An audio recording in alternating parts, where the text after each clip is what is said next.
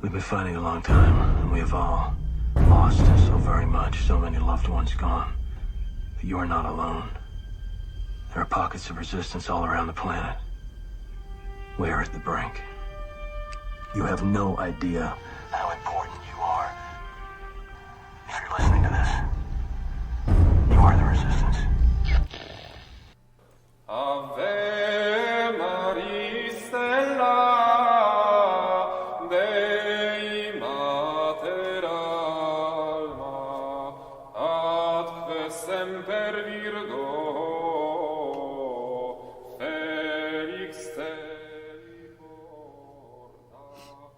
Hey everybody, welcome back. It's Steve with Sons Fidelity. I'm coming at you once again with the co-authors of the book, their first book. Well, we'll just tease that down the road, of Economic Personalism, Don Brohawn and Michael. I was going to come up with a nickname like a boxer, Michael, the USS Greaney, or something like that. I couldn't think of anything. My brain quit. So anyway, welcome. Good morning. Good morning, Steve. So today we want to hit on something that a lot of people don't think much about is human dignity, the dignity of the human person. So why is this even important? Well, this morning I was looking at one of our most important books that for our the Center for Economic and Social Justice, and that was a pamphlet written by one of our co-founders, Father William Ferree, who was a scholar in the social justice concepts of Pope Pius XI. And he had a chapter, this is chapter 3, that was called The Dignity of the Human Personality, Basis of a Theory of Justice. And he talks first about in the individual order. So that's how we relate to each other as human beings. And he said, for Pope Pius XI, the theory of justice based squarely upon the dignity of the human personality. His position is that charity, and that he's talking about love towards each other, regulates our actions towards the human personality itself. That image of God, which is the object of love, because it mirrors forth the divine perfections, and in the supernatural order shares those perfections. The human personality, however, because it is a created personality, needs certain props for the realization of its dignity. These props or supports of human dignity, which include such things as property, relatives and friends, freedom and responsibility, are all the object of justice. To attack a human person in his personality itself, as by hatred, is a failure against charity, but to attack him by undermining the supports of his human dignity, as by robbery, is a failure against justice. And then he takes us to the next level of the social order. But I think it's important to see really the basis of the human person. And in this, he's talking about that we're created in the image of God. And we share these certain characteristics of God's. But we I always also like the idea if people think that we were made in the image and likeness of King Kong, that we're going to treat everybody a little differently. So right, it's right, exactly. It's not that we necessarily look like look like whatever God looks like. It's really the inherent qualities of human beings that we are blessed, I guess, to have that in our nature. But it's then what really is important from the standpoint of justice and economic personalism is you start to get into questions of property or our rights with regard to things we own in order to produce the things we need to consume. And so I think this is when we talk about human dignity, we're looking at really how we extend those supports for every human being to develop fully. Yeah, essentially, you notice how I stopped saying basically? You're working on that for Lent, huh? Essentially, the issue is what is a person and what does dignity even mean?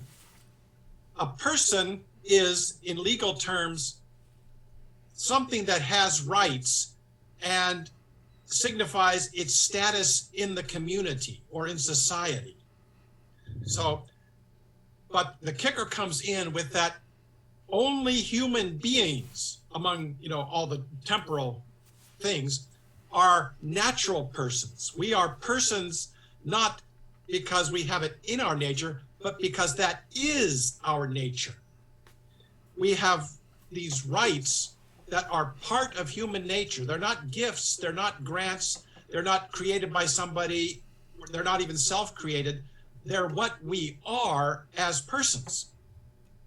And dignity thus consists of respecting those rights. That's why Father Ferry said that, an offense against human dignity is an offense against justice.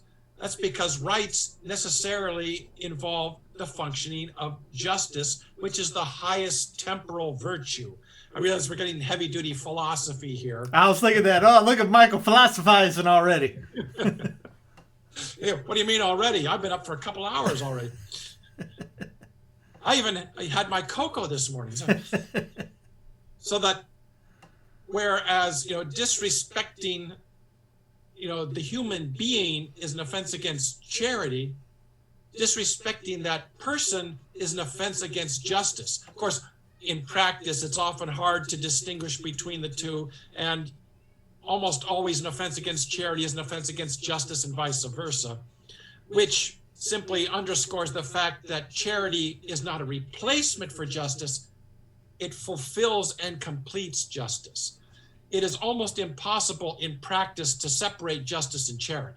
You can't have them pure as you do for analytical purposes, but at the same time, you can't use one to replace the other. As more than one pope has pointed out, don't give in charity what is due in justice. And of course, don't try to replace justice with charity, because charity fulfills and completes justice. It's not a replacement for it. I always get a kick when you're talking about that. It just made me think of Father de Smet's book that TAM publishes. It's entitled Father de Smet. And he talks about all these guys, the Indians back in the days, that when they would set up their shops, people wouldn't even be at their shop, but people would come up, leave their money or whatever they were paying for it, take what they bought, and go back, and no one thought twice about it. They respected each other that much, and they trusted each other with honesty that much that they could have an economy that nobody thought they were going to steal from the other person. But yet we get in today, how many people trust anybody to keep their doors unlocked? Yeah, and I think you're... Oh, sorry.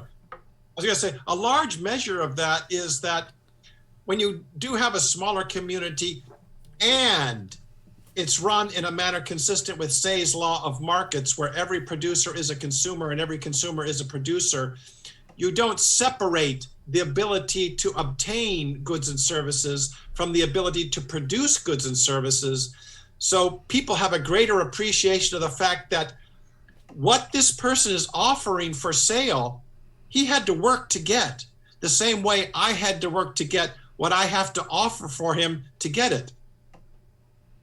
We can understand what the other person had to go through to produce what it is that I want, and he can understand what I had to go through to produce what I'm offering him. Almost like you're saying, act locally, think locally, get smaller community type, know your neighbor, become more... Up to a point. We are members of a larger global community. Right. And the fact that as we've gotten larger, one of the things that's been done is to separate consumption and production.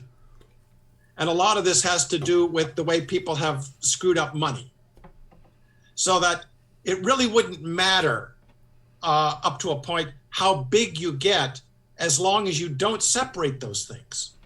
That's what I was going to get to. So the size matters to a point, but you can also do that small idea on a bigger level, right? Right. And I'd like to point out that, Steve, you brought up the idea of trust. And trust implies, respect for each other and knowing that the other is not going to take advantage of you or harm you.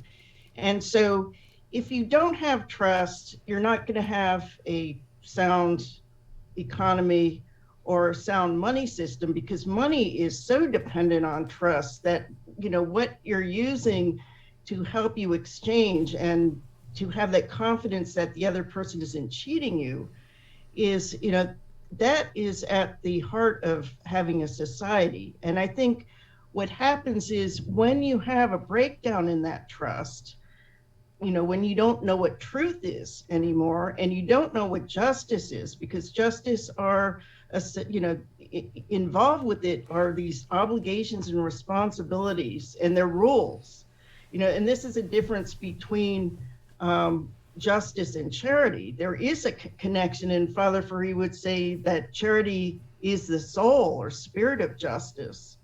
What does that mean? Well, in one case, you're saying you're going to have defined rights, and the other parties will have defined duties to respect your rights. And so you have to set up systems so that you don't have to think out every single transaction or exchange, that you'll have a pattern that people have thought about, and they may refine it, but it's basically they trust that it's going to be a fair system. Now, human creations such as systems and institutions are never perfect. And you also have human beings, and some of them are more angels than others. And you may have to, in your system, where justice is dictating the right, equal right of everyone to participate and get fair distributions or their rewards, you also know that you may have to fix them. And it's that spirit of charity, which is directed towards the good of the person, that says, okay, I can see something in this way we're doing things is excluding this person here or this group of people. So we got to make an adjustment in our system. And so justice takes that into account, very looking for that balance of input and outtake. And so when Mike talks about on an economy scale, Say's laws looking at all the things that are produced, and hopefully all of that is consumed. And you have to have the incomes in order to either goods that you trade for goods, or you have another form which represents goods, and that's money. So I think that getting back to the notion of human dignity, that we really can take whatever we're doing in society must start at that fundamental level. And I think that's really important in today's world, because, you know, we talk about the rights of the community, the rights of the state, the right of a country. And really what we should be looking at is the human person. No matter where they are on this planet, they're a human person. And they have certain inherent rights. As Mike said, it's part of their human nature. And no, you know, construct, no institution has the right to take away those inherent rights. So it is our duty as human beings to not only act for our own good, but this is where Father Free talks about the social order. And there's something special that happens when people come together and organize. They're able to do things that they could not do as isolated individuals. And one of the things they do is they construct institutions. And so he's looking at those as a conglomeration of customs, laws, traditions. So it has that aspect of, okay, this is recognized in our legal system, and so there's enforcement. But there's also this notion of the people within interacting in the institution, they trust it. They're following those rules. It becomes part of the way they do things. If they don't, it's not really, that institution doesn't look, it isn't what it's supposed to be. And that's where you know, especially we were talking this morning about money as this, it's a juncture between the person and justice and property and those props. And I love the way Father Free talks about the props of human dignity, that the attack against justice is an attack against those things which help support the human being. You know, one is more direct. If you do not act out of that spirit of caritas, that love for the other and the the compassion and the desire that that person will flourish as you will flourish. If you don't have that spirit, then justice is, it's going to start getting warped into revenge, and, it won't have that balance which is directed at the good of the person. And not to get Michael on a great run, but I'll set him up a softball that are kind of like that economics as if people mattered. Oh, please. Well, they Actually, I have a yeah, point to make, which will support what Don said.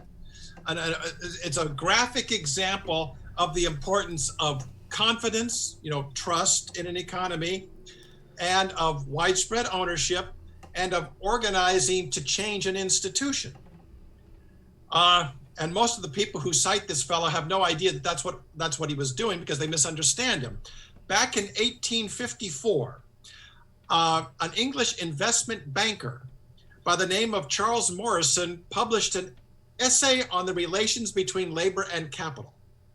And in one of the chapters, he made the point that an economy runs on confidence. People have to have trust in what's going on, because if they don't, no matter how many people you have willing to work, no matter how good the machinery is or the productive capacity, how great the demand, nothing is going to work, because there's no confidence.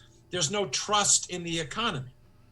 Well, the main point, and why he brought up the whole reason for trust, is that in his opinion, the fact that workers in England did not own the factories that were producing the goods and services meant that the economy was out of balance, their human dignity was being offended, their rights were being violated. So what, in his opinion, the single greatest thing that was preventing worker ownership was the law of partnerships, corporate law. Because in England at that time, there was no limited liability for corporations. And the law defined as ownership, participation in management, profit sharing, any sort of thing that was more than just mere supplier of labor, made you a part owner. Even if you didn't have a piece of paper that said you were part owner, the law would hold you jointly and severally liable for all debts of that corporation. An honest, a well-meaning employer couldn't share profits, because that made his workers owners, so that they could go to debtor's prison if the company got into trouble. So no ethical owner could even treat his workers decently. The law said he couldn't. So Charles Morrison helped get organized and made his case for limited liability to be added to the corporate law in England. And a year later, they added limited liability to the law of partnerships in Great Britain. Unfortunately, Morrison was a Malthusian in monetary matters, to multiply the M's there. And he believed that the only way to finance new capital formation and to turn workers into owners is to pay them enough so that they could save and purchase shares in the company, which of course isn't going to work for a number of reasons, because you can't pay people more without a corresponding increase in productivity when, the worker productivity was actually going down as machinery advanced. But that's another whole topic.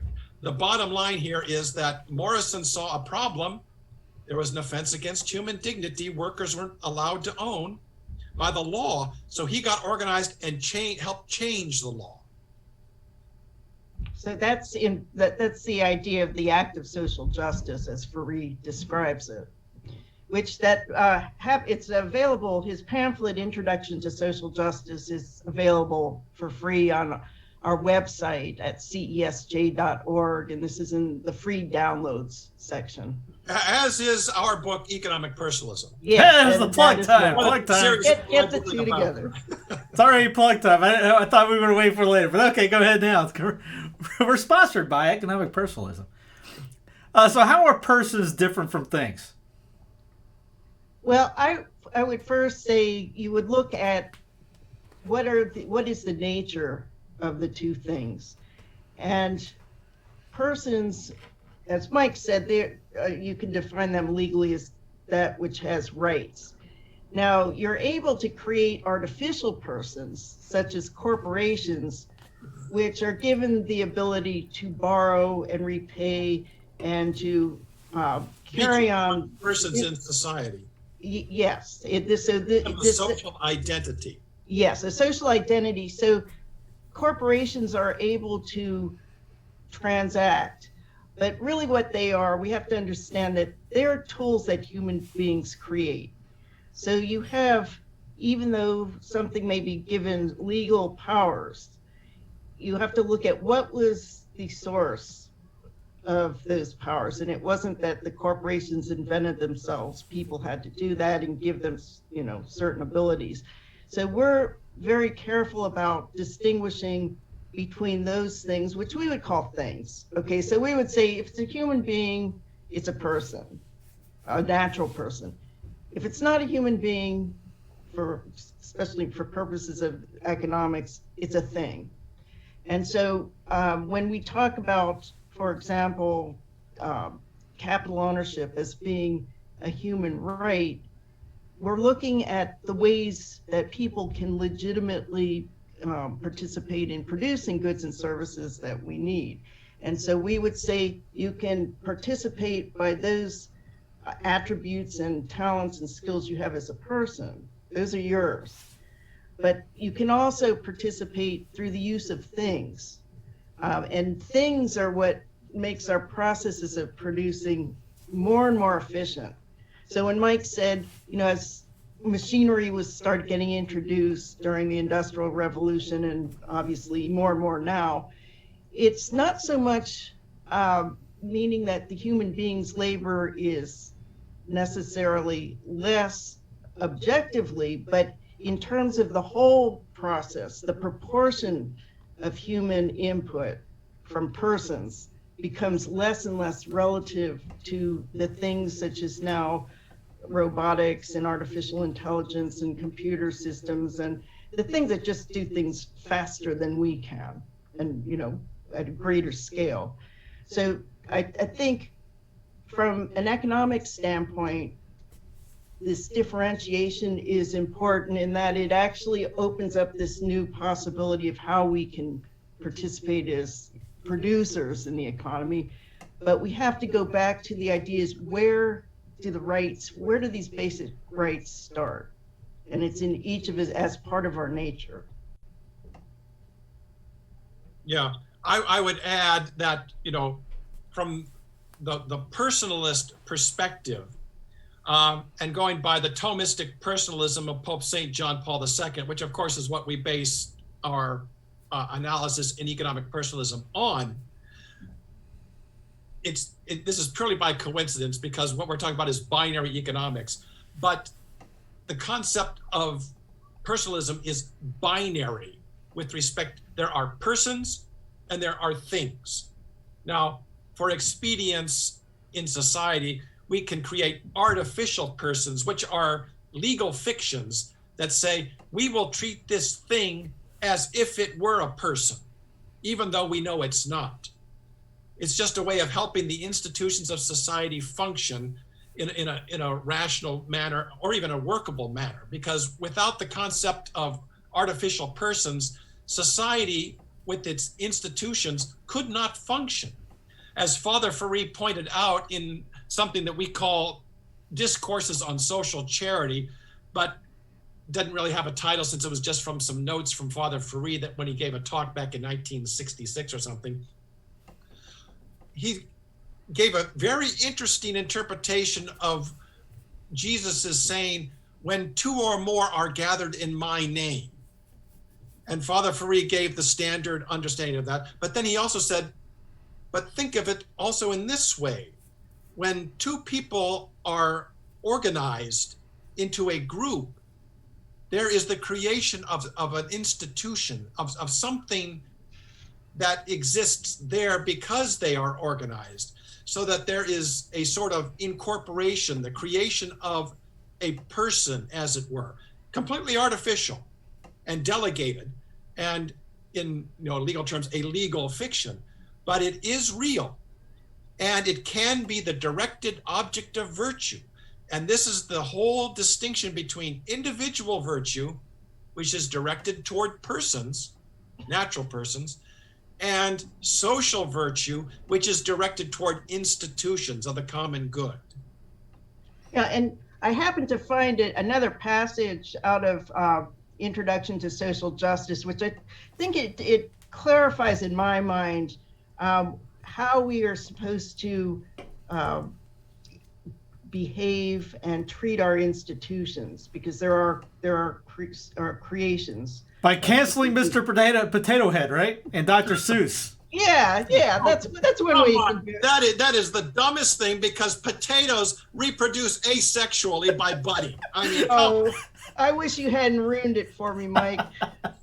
So, to get back to the serious matter at hand, this is from the encyclical Divini Redemptoris. So he's quoting now from the encyclical.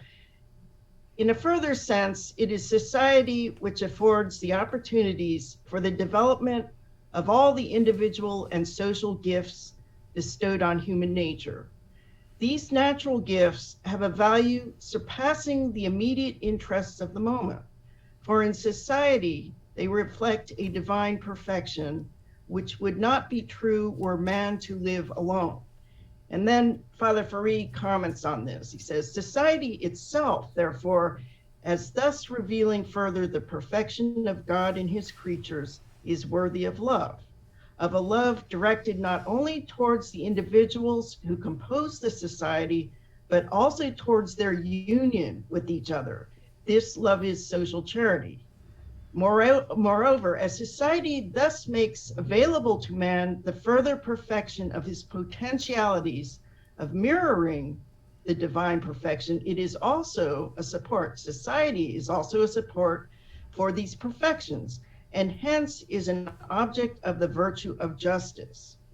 Going back to that notion, it's the supports that justice relates to. This justice, called social justice, which is directed towards the common good itself, requires that the society be so organized as to be, in fact, a vehicle for human perfection. So that means we got to look at all the institutions of human society, you know, whether it's the state or it's money as an institution, education, and we have to ask, is this allowing for the development of every human person? You know, not an abstract person, but of every human person. Yeah, see, this raises the whole issue of the common good again. I mean, some people tend to think of the common good as general welfare alone. There is that aspect of it. But the common good is not either just a general concept that's indirect and vague, nor is it the aggregate of all the individual goods the way other people think. Nor is it, as some philosophers have made the mistake of saying, as well as academics, goods owned in common. You know, for instance, the state will own things simply because they're too big for people to pay for them by themselves, or because they're too dangerous to own. Like, would you really want your neighbor to have a patent tank that he could just run over your front yard with, or run over your house with? I would love one if you have one, a spare one in the back. That's you, not your. We're talking about your neighbors, Steve. Would you want your neighbor to have one of those? I could be Michael's neighbor. I guess, yeah, you could borrow it. Ask your neighbor if you could take it Got out. barely keys to the Panzer. Yeah, exactly. They use a hand crank, you know. But actually, the best system is not one that protects me from you, but that protects you from me. I mean, I happen to know that I can keep a patent tank and I will not endanger anybody, but you don't know that.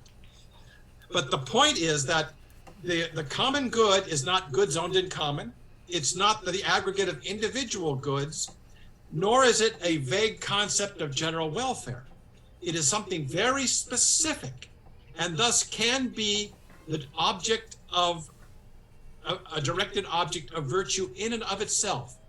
It's that vast network of institutions that we were talking about that assist, or within which human beings become more fully human, or in Aristotelian terms, more virtuous, which of course is the meaning and purpose of life. As political animals that are both individual and social, human beings ordinarily become more fully human within a social context, which means that the common good is the network of institutions within which we realize our full humanity. Remember, Fulton Sheen had always he'd start a program with a joke, and he remember that the dentist joke about asking what's his philosophy on life. Talking about it. Should I be able to pay? Are you going to charge me, or can I steal this from you, etc.? He goes, I want to have the right mindset before he starts drilling in my teeth. Basically, if his philosophy's off, that he doesn't consider me a human, does he treat me well? Well, that could also be dangerous with a dentist, because if you decide that his philosophy is that he wants to be paid before and you say be paid after, would you really want to trust him? Yeah, I'm killing the joke, but it's been years since I've seen it. But yeah, he basically brings that up about human dignity and trusting somebody else with, how you going to treat somebody else. You want to know what their philosophy is before they start messing with you. So you could trust, as Don brought up, the whole human dignity thing is all wrapped around in everything, right? I mean, virtue. Yeah.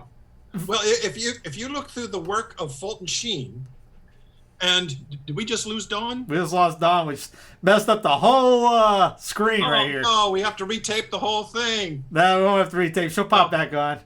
But I can bring in the anecdote that I was about to mention, because she won't care. She's probably heard me say it before. Fulton Sheen's whole theme throughout his entire career was basically was personalist. Mm-hmm. Sometimes economic personalist, but I don't know if he actually came flat out and said that, but you can divide his whole career into, the purely academic, which consists of 2 books, and which of course is in another book that I've written that hasn't been published yet. And then the second part, which was dealing with such serious subjects, like philosophy and thought, but in a more popular way. And Dawn has come back, but I'm going to finish my anecdote anyway. Good, okay. The third part of his career, Fulton Sheen, was, the more spiritual matters, trying to focus on the individual person, but still within the framework of the whole common good, structured in such a way as to, assist and help, not, impede someone to become more fully human. So basically, Fulton Sheen's whole career was trying to combat the new things, which a lot of people don't realize. We brought up JP2's teaching on personalism. What is the gift of self that he brings up? So, Mike, maybe you might want to address this first. I was giving you the first chance that you had just come back in after. Okay, yeah, sorry about that. But I will take it on myself. Okay, I'll fill in. A lot of people misconstrue the gift of self, or the giving of self, that John Paul II talked about as, individual socialism or general socialism. We must be prepared to give up our rights. We must be prepared to give up all that we have and just give it to other people. We're giving of ourselves by giving our things away. And I've seen it something like that. That is an incredibly crude misrepresentation of the very profound thought that Karol Wojtyła, John Paul II, put into his personalist thought. The gift of self in personalist thought, and you can read this although sometimes he wouldn't have put it just this way. I mean, of course, besides the fact that he wrote it in Polish and I'm speaking in English, but it's both individual and social. And you will see this all through John Paul II's writings. Individually, the gift of self, of course it means, being charitable and everything else, but in carrying out all the other corporal works of mercy. But it also means and the spiritual works of mercy, but it primarily means you are being individually virtuous. You are becoming more fully human. You are giving to others by not harming them, treating them the right way, setting them an example by your own personal virtue, that there is nothing that you do that harms others in any way, shape, or form, that, of course, that you intend to. And of course, you act personally virtuous. That's the gift of self at the individual level. At the social level, what it means is, and this is where John Paul II's personalist thought begins to mesh and integrate into Pius XI's social doctrine. The gift of self, socially speaking, is to organize with others and start to work on the institutions of society to reform them, to provide the proper environment within which you can, as an individual, become virtuous, thereby giving of yourself individually, after having made it possible to give of yourself by giving of yourself socially. Yeah, and I think another point that I would make is this relates very much to the idea of charity in its fullest sense. And when we act in charity or in love towards another, you give without any expectation of return. And so that distinguishes it also from justice, where if I give you this, I expect to get a fair exchange back. Okay, so there is an expectation of a fair return. Whereas in charity, there's you give fully without expecting the other person to do something back in exchange. So when we start talking about then the gift of self with regard to society, and beyond just individual to individual, which is that is virtuous on the individual level, but on the social level, it's looking towards the good of the other people, and yourself.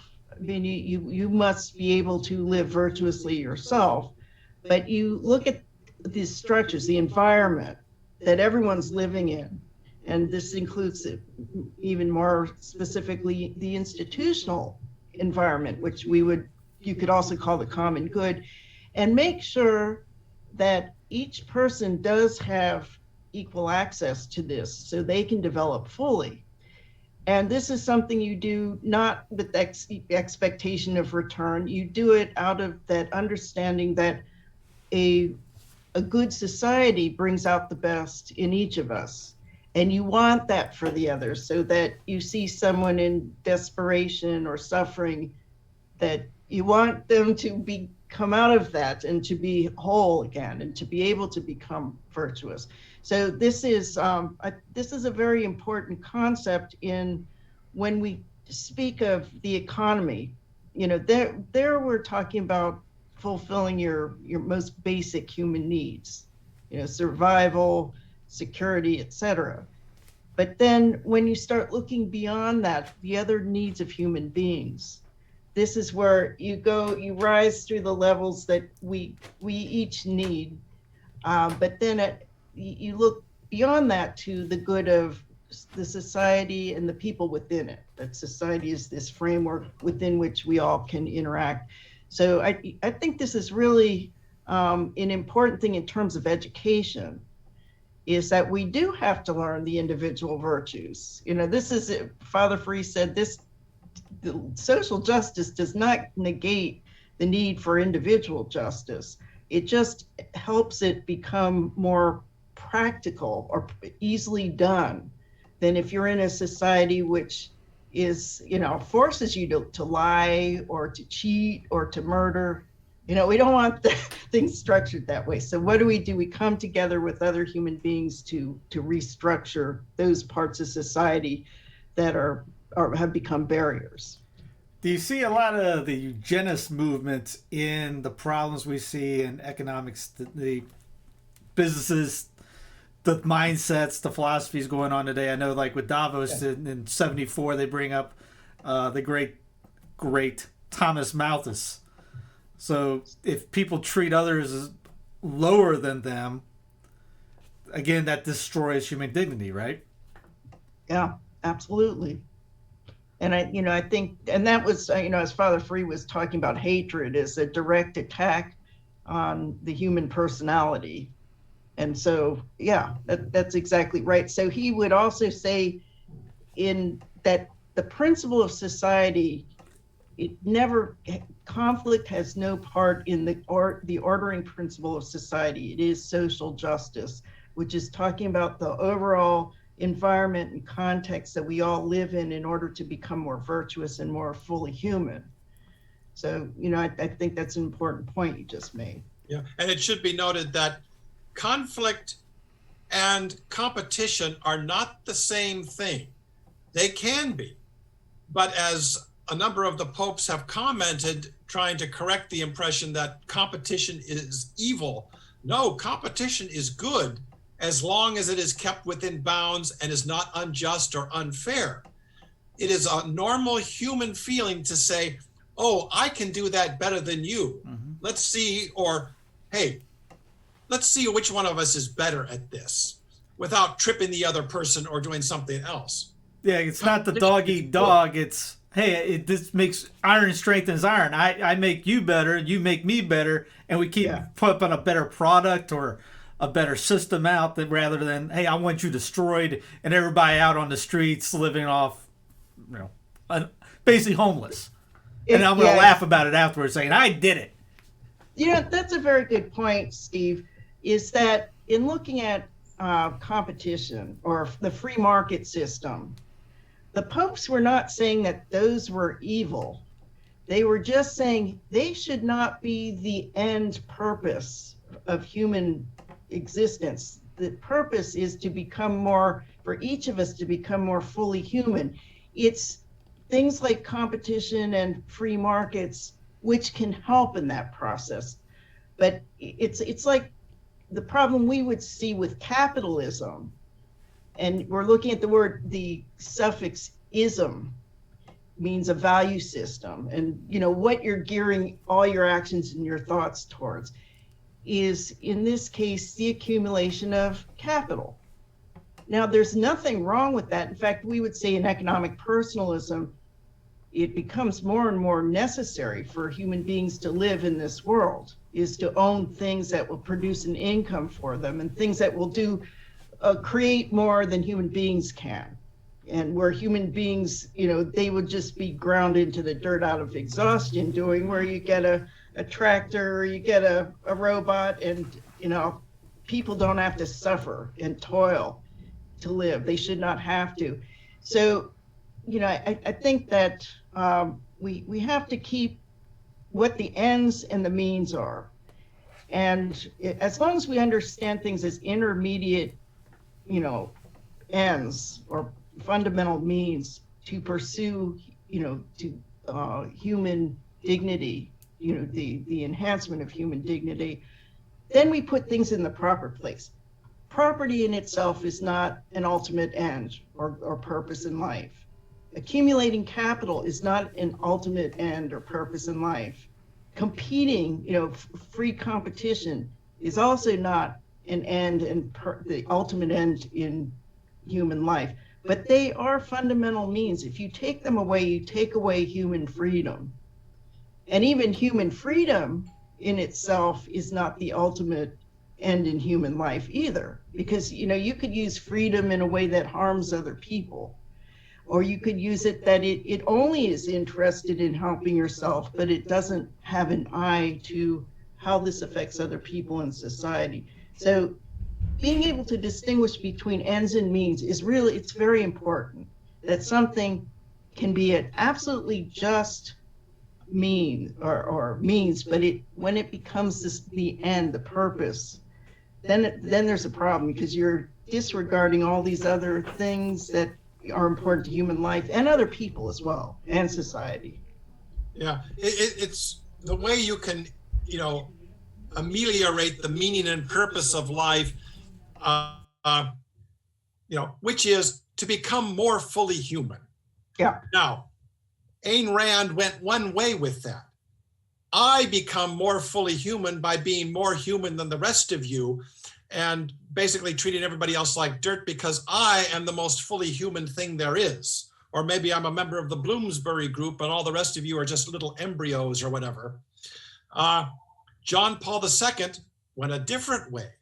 How do I become more fully human? Well, by giving of myself to other people and to society at large, to the common good, by being virtuous, by not harming others. This all comes together. You become more fully human by helping other people become more fully human at the same time, not by grabbing it all yourself. We can cooperate and compete at the same time. We don't have to be in conflict. So what are some practical examples that people can do today to increase human dignity, I guess, in the business world, or just out on the street? Well, basically out on the street, you said basically just laws. This is why Aristotle called the general virtue that makes society better, legal justice. It's not because it is confined to the legal system. It's because in general, the way we benefit society is for rulers to pass just and good laws and for people to obey them. This has a good effect on society. Of course, then you get people who pass bad laws, and then people who assume that because a law has been passed, it must be good because the state is God and God is the state. But that's not quite the way it works. The best example, no, that's individually out on the street. Just be a decent person is the ordinary way to do it. Now, in business, it's rather difficult because, as we pointed out a number of times already today, the monetary system's screwed up. It is almost impossible for ordinary people to put themselves in the position of being able to be both producers and consumers in a way that brings everything into balance so that they can become more fully human by being productive members of society and full members of society. I mean, Aristotle considered nominally free people who didn't own anything natural, masterless slaves. That's how bad it was. One of the most remarkable things Jesus did in his earthly ministry was to treat propertyless workers as if they were real human beings, the same as everybody else. I mean, today we don't recognize this because it just seems so natural that Jesus treated everybody the same. Mm-hmm. But back then it was revolutionary to say, oh, you mean this poor person who is not a slave and thus shares his master's life, and he's not a man who owns property, you mean he's just as good as I am? That's incredible. Perish the thought. Yeah. Now, in U.S. law at this time, there are some things you can do. They're not ideal. The employee stock ownership plan, most of them are basically put into place as retirement plans or as an employee benefit. They do have good results. I think the National Center for Employee Ownership in Oakland, California has pointed out that companies that are 100% worker-owned, have profit sharing and participatory management, are around 1.5 times more profitable than otherwise comparable companies. So it does have a good effect. But participants in an ESOP, and you have to work for a corporation that has an ESOP to be able to participate in this, they're not real owners. They're what the law calls beneficial owners. Unless the plan document says they have the full rights of ownership, they don't have the full rights of ownership. Now, we have designed something in our for-profit group. I don't put a free plug for it, but we call it the value-based subchapter S ESOP, which is a very clumsy way of saying that under current law, it's the best way we know of how to structure a business that will deliver justice to the workers and, carry out this whole, respect human dignity. The whole problem, of course, is that's only for workers, and it's only for private sector workers who work for a corporation that happens to have these structures in place. There's nothing there that says that the person who can't work, or the person who, say, works for the government or for a nonprofit or something, for those, we have something that is analogous to what Abraham Lincoln tried to do with, the vast land holdings of the federal government back in 1862, the Land Homestead Act. Anybody who was age 21 and was a citizen or had the declared intention of becoming one could get 160 acres of land, work it for 5 years, and get legal title. Well, the problem with that is that not everybody can be a farmer, and the amount of land is certainly limited. So what we propose is something we call the Economic Democracy Act, whereby ordinary people would be empowered to be able to purchase not existing wealth necessarily, but the new additional wealth that comes into being every year. See, you don't want to deprive existing owners of anything, but new capital is formed every year. Who's going to own that? Well, it's going to be owned by whoever finances it. And we have proposed certain monetary reforms that would allow anyone with a feasible project to be able to have the money created to finance the project and then become an owner as the financing was repaid out of the profits of the project itself. Yeah, so to get back to your question, what can be done in a practical way in business? As Mike mentioned, there is a vehicle that that exists. It is beneficial. It has certain abilities in terms of finance that no other method of finance has. It is, you can design it to be as just as you can possibly conceive in terms of opening up equal opportunities to every person, no matter if they're a manager or they're, the janitor, in terms of capital ownership and recognizing their relative labor values in the marketplace. So they really they're very flexible. But as Mike said, that this is really dealing with a fairly small segment of the workforce. So we need to think universally, and this will be good for business, because if this is the way to think, if we can include more people into the processes of finance so that more and more people become owners as we're figuring out a way to purchase these new, capital tools, then what you do system-wide, and this Mike was talking about keeping the economy in balance between what's produced and what's consumed. You want to simultaneously make people more productive through their ownership of things, because then you'll start to reduce all these huge swings that go on in the economy. You'll have a gradual and more sustainable way for the economy to grow in such ways that every person is becoming both a producer through their capital ownership and a consumer. They will now have this additional source of income. So if businesses can start thinking, what would this mean to us as a business if we had more customers with money? And then what would this mean to us as a business if you had, well, to start with the people who are working in the company, that they're now thinking like owners versus just, give me my paycheck and I'm out of here. What would it mean to society where you had people, being able to get the kind of, quality education and afford quality medicine?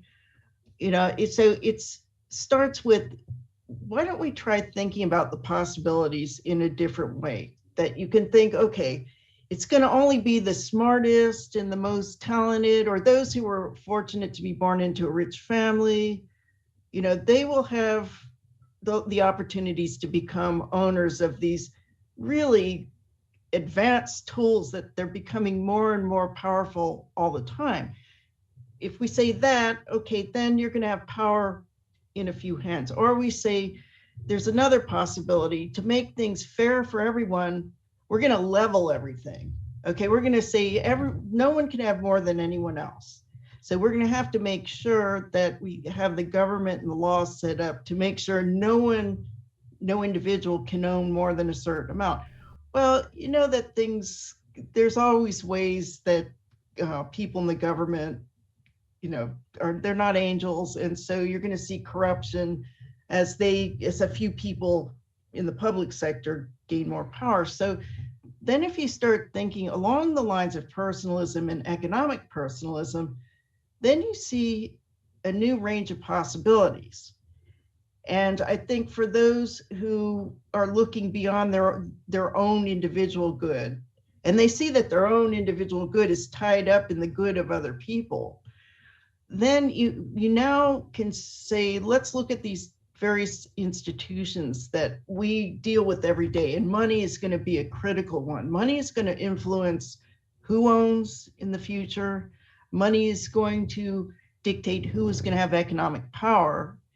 And if we do believe that concentrated power is inevitably going to bring about corruption, but we also know that we need power in order to function, then how do we figure out how to structure our laws and institutions so they just automatically spread out opportunity equally, and they ensure that power becomes deconcentrated? And then you can start saying, because it's not going to be hard to see, okay, a faulty institution, and it might be in, for example, the election processes may need to be fixed so that they don't, they can't be tampered with as easily, or that people are able to know that the system is operating fairly.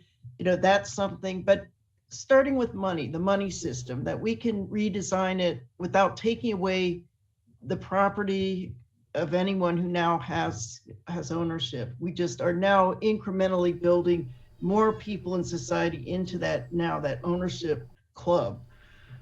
So then once you have a plan, and we have been thinking about this for many decades, and we, as Mike mentioned, we have this strategy. It's a package of legislation, it's like Lincoln's Homestead Act, and it's patterned after that, but now for the modern high-tech economy, it's called the Economic Democracy Act.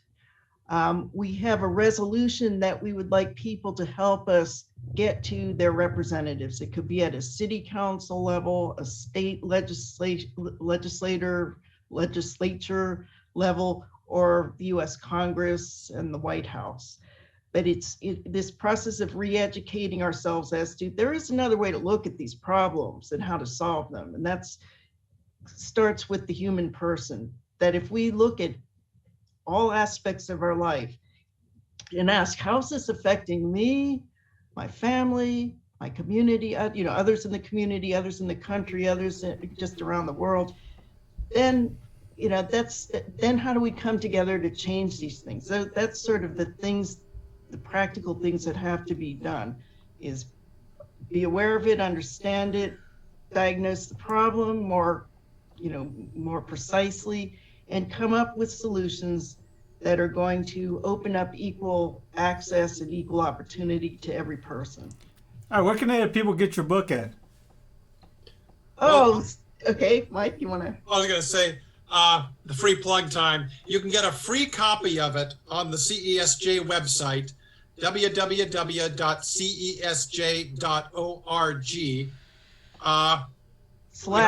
You could say /economic-personalism-book.